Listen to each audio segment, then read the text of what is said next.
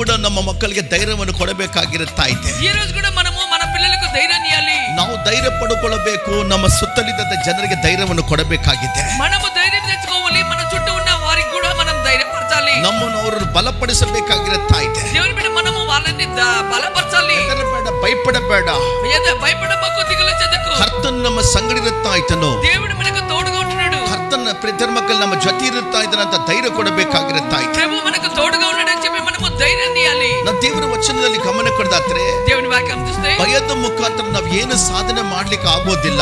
భయం ఉండటం వలన మనం ఏమీ సాధించలేము. ಯಾವಾಗ ಪ್ರತಿ ಮಕ್ಕಳ ಭಯವಿರುತ್ತಾ ಇದೋ ನಾವು ಮುಂದಕ್ಕೆ ಹೋಗ್ಲಿಕ್ಕೆ ಸಾಧ್ಯವಾಗೋದಿಲ್ಲ.